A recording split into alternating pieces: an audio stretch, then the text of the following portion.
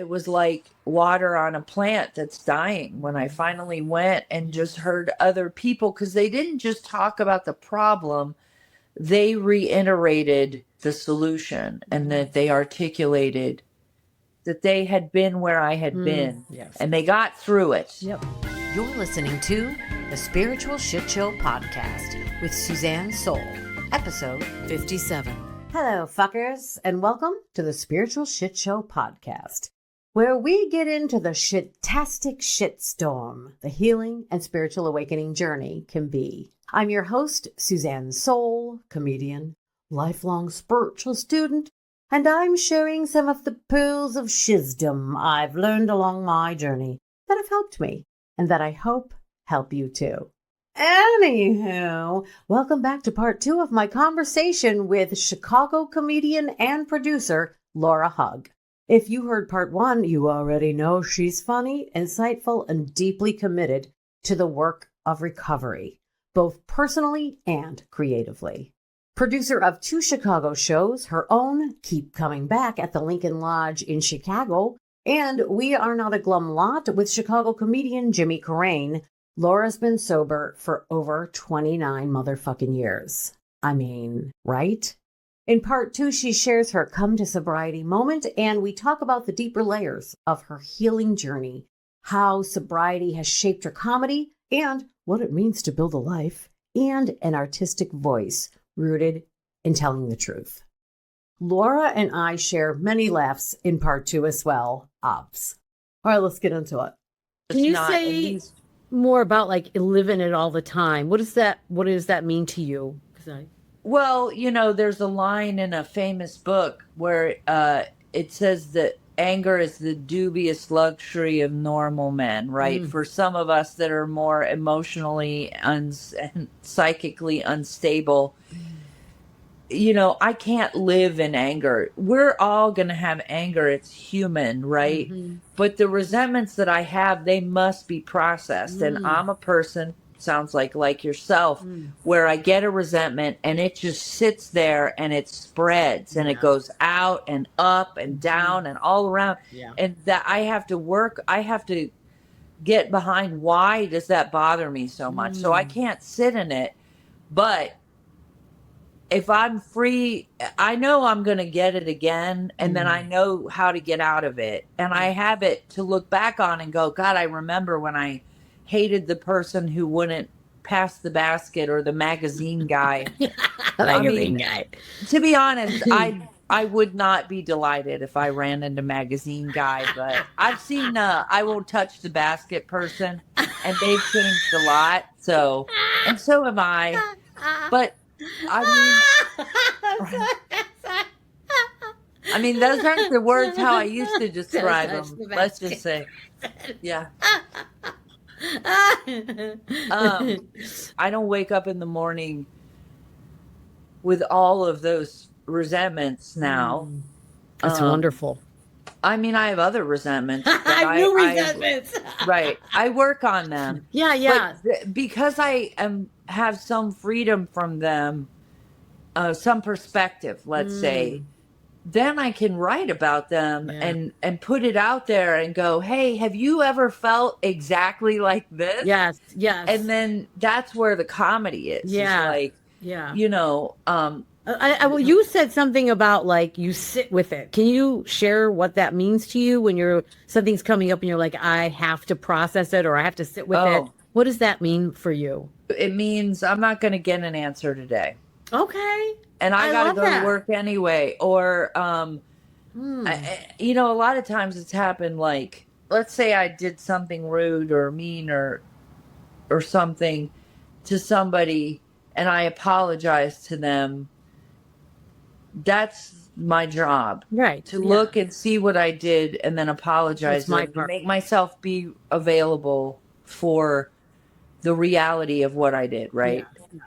But I don't have any control over when and if they're going to forgive me, right, or deal with me anymore. Yes. And then it's like I just have to go on and live and apply, like not be a jerk to everybody else, because I have this discomfort. Yes. That's so why we powerful. need the help. That's Amen. why we need each other. That's why we need to reconvene over and over again. That's why we keep coming back. That is such a powerful insight and perspective. Seriously. Thanks. I mean, really. And I know how not easy it is. You know, there are people in my life that like I become, and yet if I focus on how they should be different, that's spinning my wheels and doing nothing. Yeah. Right. It's like or if they have to accept me so that I can feel comfortable. Right. Exactly. What I have done is that's so great. I had a human moment, which and I had another human moment, a humane moment by cleaning it up after I realized either somebody told me or I realized, well, that was a jerk move on my part. And then I cleaned it up, which many people would say is very brave. Yeah. And I'm too taking humble accountability to say is that. brave. Right. But it is. Yeah. And then but I would love to then get all the stink off my back by you telling me it's okay. Right. But I need to be absolved. Yeah. Some people don't they don't do that. it. No. And they don't have to. Right. It's their choice. And that's like, I think like what you're sharing is like, it creates more strength and resilience in you and brings you more freedom when you can sit through those painful moments of not being received. Yeah, That it is does. fucking painful. It is painful. And I never wake up going, I hope I get an opportunity to build resilience today. I forgot that. I gotta write that down because I did that for a while, but I was like, nobody wakes up and goes, I hope this day is full of lessons. Nobody. I'm like, I hope nothing happens. I don't want to be challenged. I just want to be left alone. Yes. What is that saying? May you be born in interesting times. It's like, no. Right. No, thank you. I'm good. Yeah. But or if you want to learn patience, God will set you in traffic. It's like, all right, well, I'm going to set you on fire now for saying that. I did in that show. I have this clip, but I was like, I did get to go to the audience. I said, look, if you don't find We Are Not a Glum Lacho, I go, look, if you don't find me funny, it's because you don't work the steps. That's what I was. And I had so much fun saying it, and the audience thought it was real. I was like, we never get an opportunity to blame people. That's right. Like, it's so frustrating. Yeah. I mean, we have had our whole lives, sure. Yeah. But I have a show about like a spiritual awakening and the steps and the pain and all that you go through. What is it? It's called the Spiritual Awakening Comedy Cabaret. Oh, wow. Is that in Florida? Well, I did it in Chicago, but hopefully I'll do it there again because, I have my family there and I go there all the time. Okay, you'll have to let me know. Maybe. Okay. No, but what I was going to say is there's a line similar to what you just said. And I say, since we're all creating our own reality, if you don't have fun, that's on you. Yeah. Yes, exactly. Right. You should work harder. It's their fault. Yeah. Yeah. Okay, so you have the We're Not a Glum Lot, which is sounding like it's more recovery 12-step focus. Very specific. Yeah, it's specific to that. So we're moving that show around. Like we call it a comedy tour. So far we've gone to the North Shore of Chicago and now we're going to Forest Park. But we're good. You're branching out slowly. Yeah, we're having it at different sites. Jimmy and I work at a theater. We're both instructors at a theater on the North Shore, so we did it there. We both performed there. Writers Theater? It's called, no, it's like an improv stand-up and storytelling theater called the Laughing Academy. It's a school. New to me. They do a lot of... It's awesome. Kim Hiller, the founder, the club, she... teaches a lot of kids. She's but so and then we do the adult stuff. But and then now this woman in Forest Park, Emily Ramirez, opened a club, and she wanted to do a recovery focused comedy show there, have a day where she, closes the alcohol fridge and just sells. She doesn't have a full bar yet, but she has enough to create a problem though, so that's good. But we can be creative. Hey, I'm gonna drink that hairspray in the bathroom. I don't feel good. Do you have nail polish remover? Oh yeah. I never had it, but I regret not trying more Sally Hansen products. That's so funny. Oh my God. Okay, so when the comics in We're Not a Glum Lot, are they specifically talking about 12-step work? Are they specifically talking about recovery? So it's like really focused. I feel like Jimmy talks about his experience with his groups. He has different things.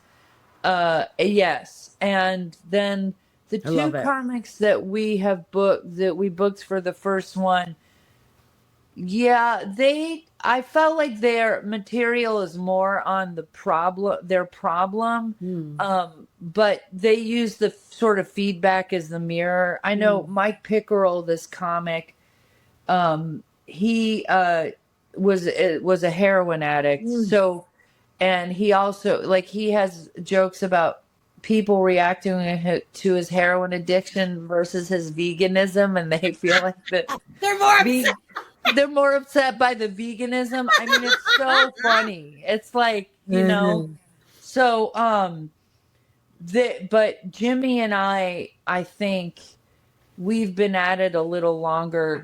I mean, I've been in recovery and recovery centered things for 29 years. Incredible.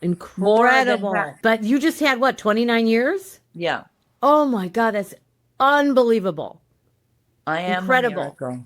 It's wonderful. Thank you. I feel very grateful. I feel incredibly grateful. Yeah. And now kind of old when I tell people that. They're like, I'm not even that old. My sobriety's older than you. Right. Yeah. Yes. It's the best thing I ever did in my life. So I totally get it. Yeah. And it wasn't something I wanted to do. It just happened. Yeah. I mean, I kept it. I worked at it. I have worked at it, but it wasn't. No, this was never what I thought. Can you share? Are you open to sharing your come to sobriety moment? Yeah.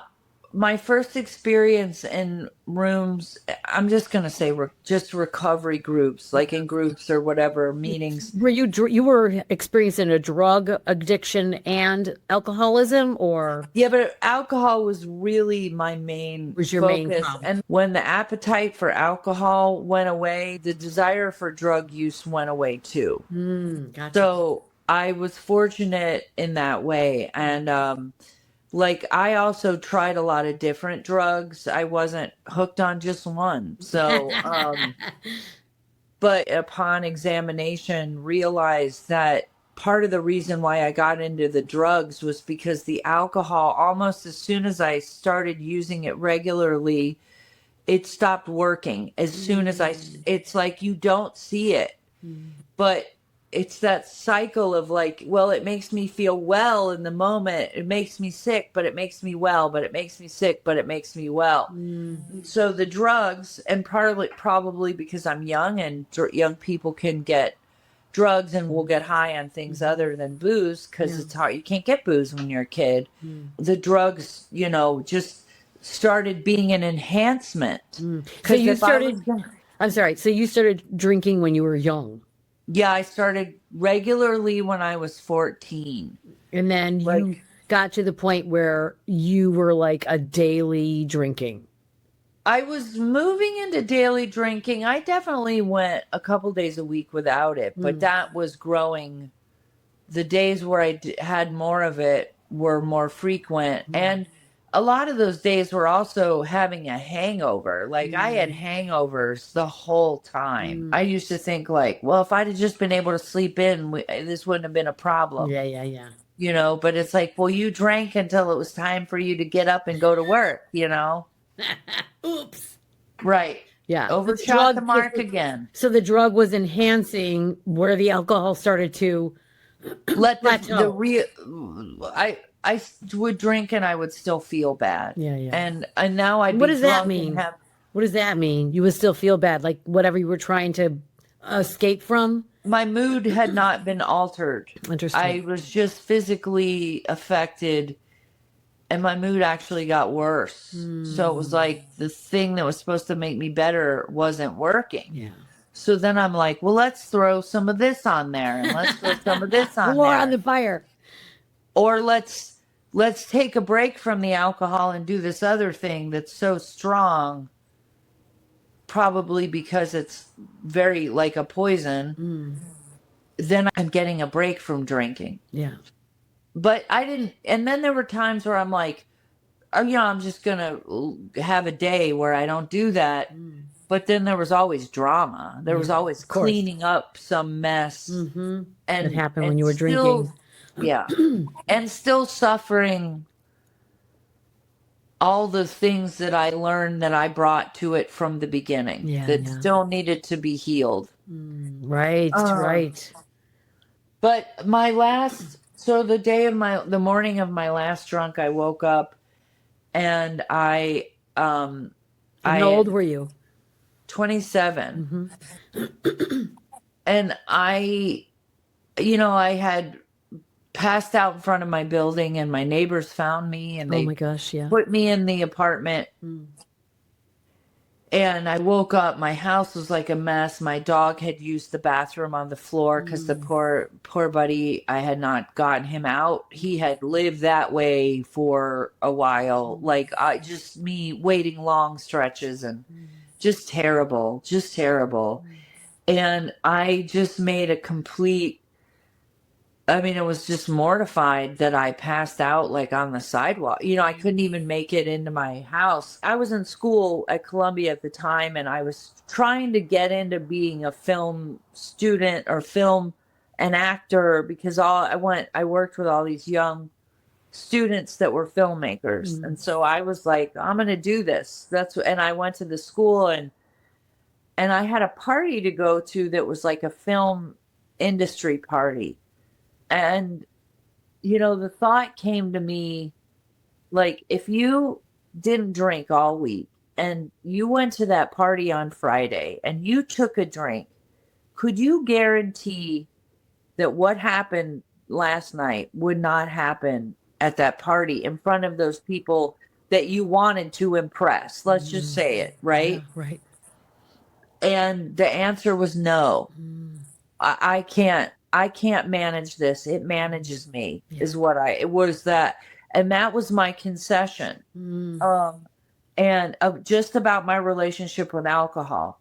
What was more difficult was because I had some time when I was not even old enough to drink. I'd had a period of time of being sober in meetings and 12-step rooms.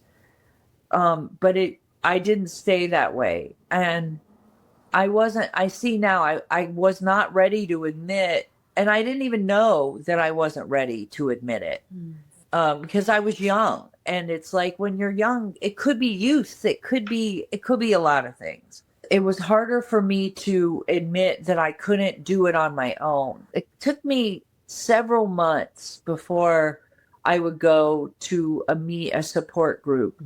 But I did it because I thought, I'm going to kill myself. If I don't go, I'm going to kill myself. And, you know, and they didn't pull any punches. They didn't say they got through it gracefully or perfect, or they were like, no, this hasn't been easy, you know, and everybody's path is different. It's easy in spots for some people. For all of us, we have something that's like not hard, and then there's other stuff that's like really hard. And thank God we're all not doing that on the same day. That's something I heard someone say. That's a good point.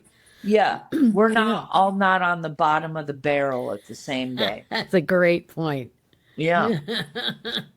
So then it started to turn around, and then, I found some places where I returned to over and over again. And that's the opportunity to get resentment, because I'm not moving here and going there and being seen, and I am seeing people. Yeah.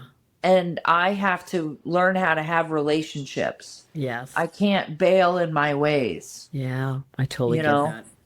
I totally relate to that. So, yeah. That was my concession, was that I could not manage alcohol, that it managed me. It's so funny that I put it in the terms of shift supervising. But I was working at a coffee chain at the time, so it is not, yeah, no, I so relate to that, and that was kind of my own experience of I'm beat. I think I can manage this, and I am 1,000% not managing this. This is running my life. Yeah. Yeah. And I don't know about you, but from what you shared, it sounds like possibly from when I first started, and I would be like, oh, look at that movie where they're drinking wine in Europe. Oh my gosh, now I'm not going to be able to do that. And maybe and every time I would go, maybe I would go play the end. And I know where this ends, and nobody wants that, including me. Well, I think that that's grace, to be able to play the tape. I know that we say it in the rooms, but the reality is there has to be enough of a connection with whatever it is that grounds us.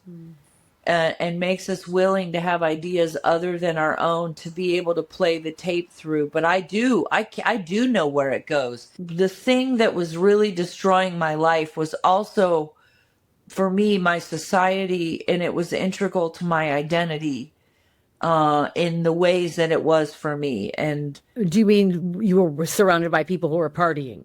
Yes. That's an eloquent way of saying everybody around me was a degenerate. But they didn't want to stop. Yeah. And then I don't want to do this this very defining thing. I don't have a lot to put in its place. And I don't have any community. Yes, I mean, and then you go build it. You go let it happen. Yeah. But that is an awkward, lonely, vulnerable place. Yes. For me, some people are right away. They can create and they take advantage. I don't know about you, but like not right away, but eventually, all of a sudden, I found that all my friends happen to also be sober. It was like you kind of find each other. Well, you have to go where they are. And you go over there, yeah. I started giving second looks to people in my life that were stable. And people that I could not relate with, I'd be around them and I would just shut down because they were so foreign, almost repulsive. But it's because I was like clinging to this this thing that was killing me and all the drama that came with it. Yes. Painful. So they weren't living that way. So it was like, I don't speak alien, know? But then I started speaking alien, and then all of a sudden I was like, hey, how you doing? The other thing too is like, I guess now all these years has been a focus of, in the face of fear, also having courage to work into the other areas of my life. And that requires other groups, other work, therapists. Some people it's medicine, meds, that kind of stuff. Taking some of these maintenance things seriously, like meditation. But all of it can be made fun of and put into comedy. Sure. Everything can be made fun of. I just want to also kind of speak to what you said about who will be my community. And I definitely had that same deliberation when I was at that edge going, I got to stop and I had just stopped, and you're in that first week, and I did the same as you. It took me actually a couple of years to go to meetings, and then it was like, my life is unmanageable. I have to come here now. But Yeah. I so appreciate that idea because I felt the same. I was like, what am I going to do with the holidays? And all my friends and family are having cocktails, and I'll feel so left out and alienated. And I don't know about you, but my relationship with alcohol was so bad that I actually have a better time, even if they're drinking. Oh, yeah. You mean a better time with them because you're not? Because I'm not. Correct. Because I don't know about you, but like once I put one drink in me, I became obsessed. Yes. With the and drinking. It's like when am I going to have another one? Should I have one now? Should I wait? Yeah. Mine was like, can I get it? Where's more? Can I have that? You know, like, where is she? I'm just like, yeah, no, I have a better time. It took a while for me to have fun and not be jealous of people who could drink. Yeah. I actually, but now I'm a different, and then there are people that we experience each other, and I didn't totally get the picture of who they were, and they were dealing with somebody who was very different than the person that they knew. Right. So it's almost like you didn't really know each other, you know? Yeah. Definitely. Yeah. It's taken time, but then I started have jobs, coworkers bigger there, and then comedy, friends in comedy. And then I was able to, the worlds have become somewhat integrated. Like people know each other from my shows or events, and some of these people use or don't, and some people are sober or not. And they know each other, and they know me, and I don't have to explain anymore. I put the message, I put though my sobriety, especially in my work, because I was told that in stand-up and in theater and in art, the devil's in the details. And that's meant to be a good thing in art. Like that's where the real meat is. Yes. But I also, it's like, if I don't talk about what I realized, that recovery for me was more of my life and where I got a value system at all. I didn't take much away from my family for various reasons. Yeah. So if I don't put that on stage, I don't have anything to talk about. But I mean, it's such a beautiful thing. And even though, like you say, like, this is kind of like what I had to create or whatever, I'm not really putting words in your mouth. I don't mean to do that. But it sounds like in your own necessity is the mother of invention. It was like you needed this. And that's why you created it. And it's so sounds and feels, and the stuff that I've checked out feels very like an authentic collective of people and groups. And now this other one, Glum Lot. And it feels like you're like starting kind of like a culture, which is a needed culture in my mind. I mean, I think like definitely in LA, I mean, there are other people doing these shows and things like this, but I think in Chicagoland, I just got asked to participate in things and to do comedy. So it's sort of evolved even before I was doing stand-up. But I guess I did need it. I needed to just be who I am, like on stage. And I needed to put that first and foremost so people knew what they were dealing with. I have enough material that I do stand up and I don't talk about recovery at all. It's my choice. Whether I want to. Sometimes I will say something like, I don't drink anymore, and I have a little jokes about it, but I don't get into it because it's not appropriate. Okay. But I don't lie about who I am. Sure. Even if I can draw on the old days, I try to give a little nod to what it's like now. Yeah. But I'm just. I don't know.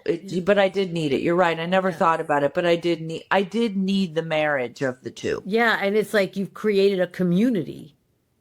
Yeah, and I think I have given other people the opportunity to talk about their own experience, to bring it to the stage, and other people to examine other things. And there's somebody they know that they can talk to.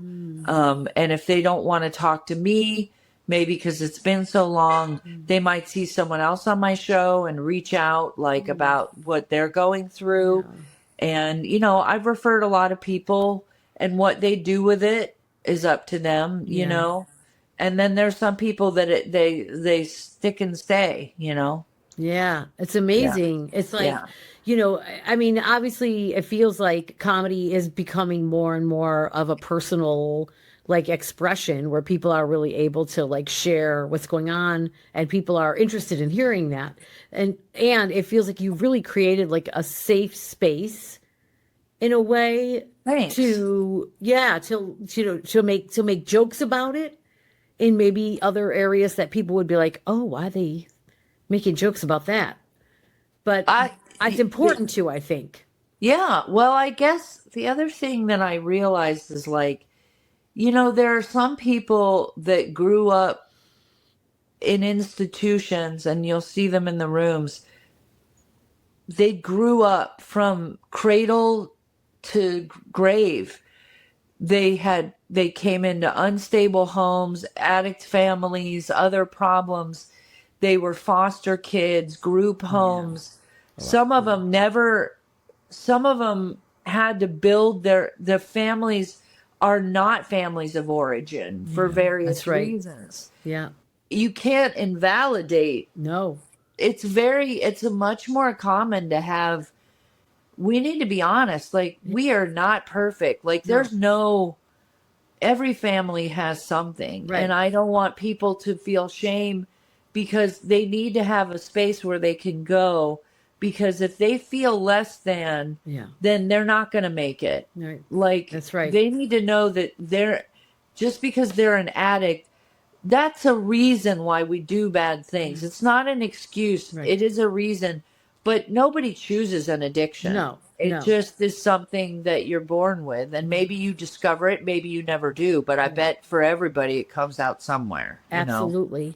Absolutely. So it's a big part of the culture. The awareness and the recovery is a big part of the culture. And so it does need to be out there and available in the daylight, in the mainstream. Yes. Of course, that's up to the individual. To be a part of that. But also, we know you don't have to be perfect to be in leadership anymore. That's for darn sure. You don't have to be a good person or even know what you're doing to Just really have to be there. Be a high-ranking official. Outside issues, or is it acceptance? Acceptance. That's so where, if people are in the Chicago area, where are your two groups? Keep Coming Back is on the second Saturday of the month at 5 p.m. at the place called the Lincoln Lodge in Chicago, in Logan Square. It's on 2040 North Milwaukee. Nice. And the show is at 5 p.m. And they can go to, I'm on Instagram, Laura Hugg, Laura_Hugg. I'm on Facebook. I would go to Laura Hugg Comedy on Facebook. I'm on TikTok, Laura Hugg Comedy. And I have a website, laurahugg.com. Yeah. And let me ask, Keep Coming Back is sketch? It's really pretty. It tends to be it's a comedy variety mostly show. Stand up, but it's like a variety is welcome. Yeah. And you'll hear some people that addiction's not what their problem is. They got other problems. Yeah.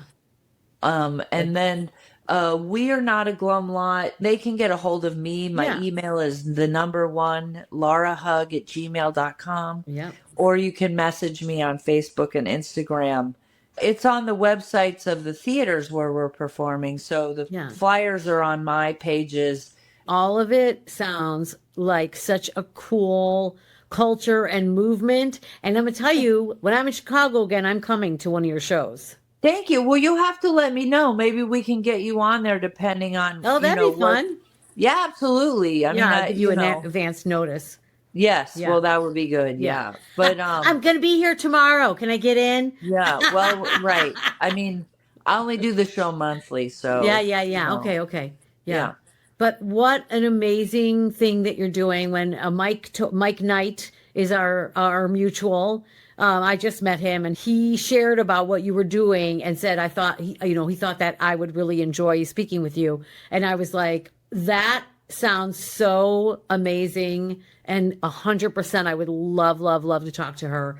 And I'm just so thankful for all the stuff that you've shared, your vulnerability, and just all that you're doing. Seriously, it is a gift. I know you're doing it because you need it, but you're also providing an incredible space and just like you said, putting it into the daylight.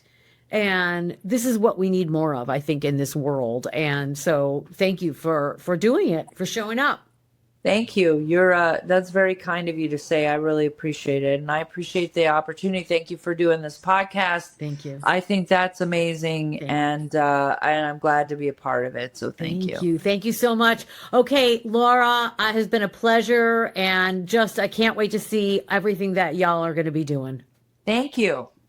Well, I hope you enjoyed my conversation with the hilarious Laura Hugg. I know I did, as you could tell. Her story, her honesty, her humor, it's the perfect reminder that recovery is about becoming, and we continue to grow and become more ourselves as we go. If you're on your own healing path, whether you're sober curious, somewhere in the middle, or simply just being a person, I hope you felt the wisdom of what she shared and the comfort of knowing you are not doing it alone. And if you heard us laughing through some heavy shit, good, because like she says, we are not a glum lot. If you want to learn more about Laura's work and where she'll be performing, I will leave her link in the episode description below. Anyways, as always, this has been the Spiritual Shitshow podcast. My name is Suzanne Sole, and I would like to thank your precious ass for listening. And I will see you on the next one. Roll it, you mighty motherfucker.